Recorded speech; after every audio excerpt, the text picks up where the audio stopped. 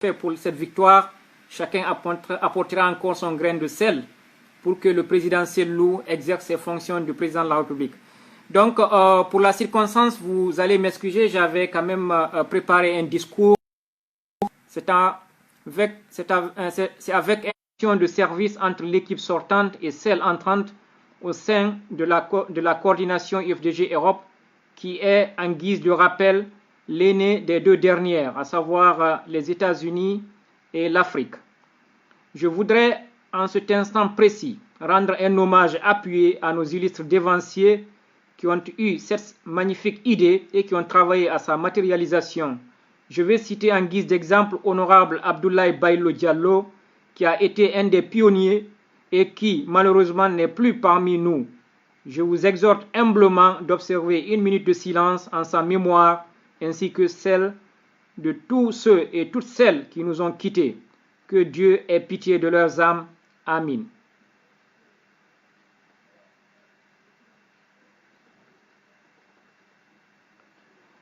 Monsieur le Président, l'UFDG UK, faudrait-il le rappeler, est à sa deuxième round en ce qui concerne l'exercice de ses responsabilités de fédération coordinatrice, conformément au calendrier établi par la coordination. L'UFDG UK apprécie hautement la confiance placée en elle par ses pairs. Elle mesure le poids de la charge, surtout dans ce contexte de triple crise sanitaire, politique et socio-économique. Mais je voudrais d'ores et déjà rassurer les uns et les autres, en ma qualité de secrétaire fédéral, que l'UFDG UK ne s'y dérobera point. Elle s'emploiera à s'acquitter pleinement de ses responsabilités, conformément au cahier des charges de la coordination dans un esprit de continuité et d'innovation. Monsieur le Président, permettez-moi au nom de notre coordination de vous féliciter une fois encore pour votre brillante élection à la tête de notre pays à l'élection présidentielle du 18 octobre 2020. L'exercice du pouvoir n'est certes pas encore effectif, mais ce n'est que partie remise, comme cela a été le cas dans d'autres pays. Cependant, cette victoire est pour nous, militants et sympathisants de notre grand parti, le couronnement d'un long et pénible combat qui a duré une dizaine d'années. Dans ce combat, des centaines de nos militants y ont péri, d'autres ont été handicapés à vie et des milliers d'autres ont perdu leurs biens. Je n'oublie pas nos responsables qui ont perdu et qui croupissent dans les geôles du régime Alpha Condé et ceux qui sont en exil. C'est l'occasion pour nous de rendre à tous, ces frères et sœurs, l'hommage qu'ils méritent. Permettez-moi également de rappeler quelques actes posés par notre coordination pendant cette élection en filigrane du discours bilan de Madame la coordinatrice sortante, à qui j'adresse ici mes vifs remerciements et mes chaleureuses félicitations pour la conduite impeccable des activités de la coordination durant son mandat. L'exercice n'a pas été facile, compte tenu du contexte, mais rassurez-vous, Madame, vous avez été plus qu'à la hauteur. Soyez en remerciés. Je remercie également tous mes collègues fédéraux, ainsi que tous les responsables et militants qui composent nos différentes fédérations respectives. L'UFDG Europe est un socle d'unité, d'entente et d'entraide. C'est le sens même de sa création. Monsieur le Président, la coordination, comme je l'ai tantôt dit, l'UFDG Europe a participé activement à l'élection présidentielle du 18 octobre 2020. Elle a tout d'abord, à travers une campagne agressive, mobilisé des fonds qui s'élèvent à plus de 100 millions d'euros pour financer la campagne. C'est une première. En plus, elle a mis gracieusement à la disposition du parti un outil technique moderne, très sophistiqué, qui a permis au parti de contrecarrer la fraude et obtenir les résultats à temps. C'est une innovation. J'ose espérer que cet outil technique sera maintenu et amélioré. La coordination a également dépêché une équipe bien étoffée en Guinée pour aider à l'utilisation de cet outil technique mis sur pied. Faudrait-il rappeler et souligner que cette équipe a joué un rôle central dans la formation et le dispatching des équipes de la commission électorale de notre parti, la compilation des résultats, sans oublier la préparation des preuves matérielles du recours que notre parti a introduit auprès de la Cour constitutionnelle. Monsieur le Président, l'UFDG UK prend la tête de la coordination dans un contexte difficile, marqué par une pandémie qui fait beaucoup de morts. Cette pandémie a ébranlé les fondements de l'humanité toute entière. Aucun pays, fût-il le plus riche, n'a été épargné. Les États-Unis d'Amérique en sont un exemple concret. Première puissance économique du monde, dotée des laboratoires de recherche les plus sophistiqués, les médecins les mieux formés, les États-Unis occupent également la tête de peloton en termes de nombre de victimes humaines, plus d'un demi-million à date. Cette pandémie a également engendré une crise économique ayant des conséquences dont nul ne peut, à l'instar précis, mesurer l'ampleur. Pour nos compatriotes, ces conséquences sont triplement ressenties, comme je l'ai mentionné si haut. D'abord, sur le plan politique, M. Alpha Condé, ayant constaté avec amertume sa défaite lors de l'élection présidentielle du 18 octobre, décida de punir le peuple de Guinée pour avoir osé lui infliger une défaite dans les urnes. C'est ainsi qu'il procéda à l'arrestation des cadres de notre parti en leur collant des chefs d'accusation grotesques, fabrication de stockage d'armes de guerre, attaque des intérêts fondamentaux de la nation, etc. Il procéda également à la fermeture du siège et du quartier général de notre parti, sans aucune base légale, sans oublier l'entrave à la liberté de mouvement de notre président et de sa famille. Sur le plan économique, en plus des contre-coups liés à la pandémie que subit notre économie, les Guinéens sont confrontés aux conséquences de la mauvaise gouvernance et de la mauvaise utilisation des ressources publiques par le clan du pouvoir. En effet, imbu de son orgueil et de sa fierté, M. Alpha Condé décida de financer à partir du maigre budget de l'État 3 élections successives pour éviter l'implication des partenaires en dépit des financements que ces derniers mettaient à sa disposition. Dans cette optique, la planche à billets a fonctionné à plein régime. Le point culminant de cette mauvaise politique est la montée vertigineuse des prix sur le marché.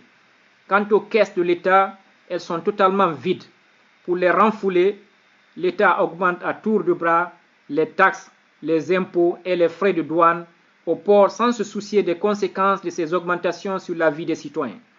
Un autre problème, et non les moindres, c'est la fermeture des frontières qui occasionne une perte énorme de revenus pour nos producteurs et le manque criard sur le marché de certains produits de grande consommation, tels que le sel qu'on importait de ces pays.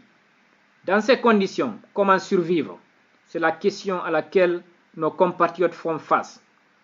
Je ne pourrais terminer ce pan de mon discours sans mentionner la destruction sans discernement des maisons et autres kiosques et bars qui constituent des sources de revenus incommensurables à partir desquelles certains de nos compatriotes tiraient l'essentiel de leurs revenus.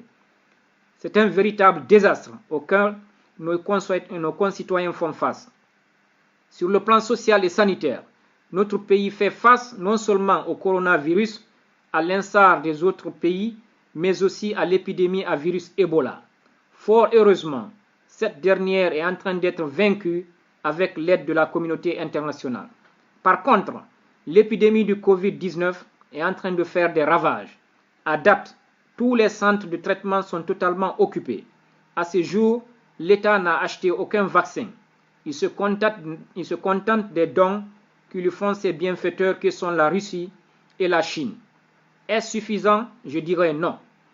Monsieur le Président, de l'analyse de maints observateurs, il ressort que toutes ces politiques répressives ont été savamment orchestrées pour briser l'élan du peuple pris le 18 octobre, en lui imposant un fardeau tellement lourd à porter qu'il ne peut se résigner en ne pensant qu'à sa survie. Sinon, comment un État fût-il despotique peut-il se permettre de soumettre son peuple à de tels sévices?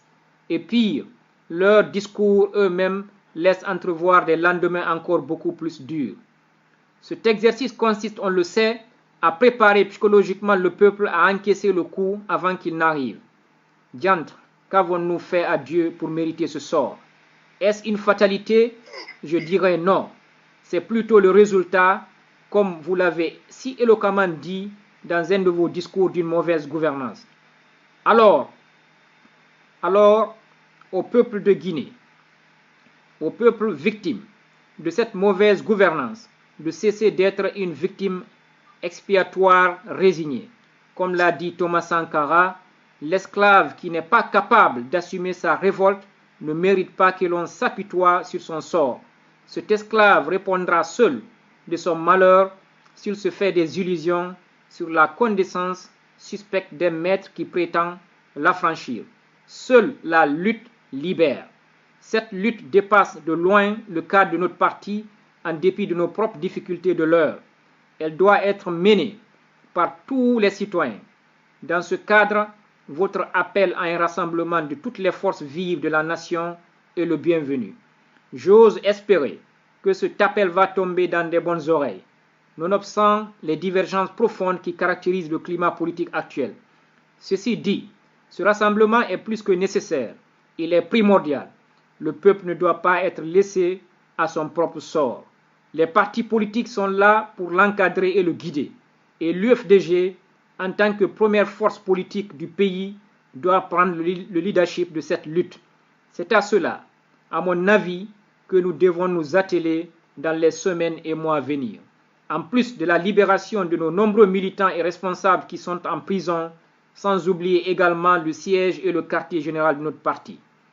Monsieur le Président, Mesdames et Messieurs, c'est en ces termes que je m'engage à assumer solennellement et pleinement mes fonctions de coordinateur de l'UFDG Europe pour les 12 prochains mois.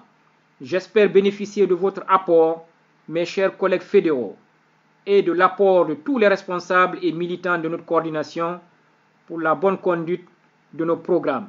Vive l'UFDG, vive le président Cellou Dalein Diallo, vive la démocratie. Je vous remercie. Voilà, merci Abdou Karim Diallo et de ce discours très pertinent, très intéressant où effectivement des thèmes extrêmement importants ont été abordés. Et je crois que nous allons vers, disons,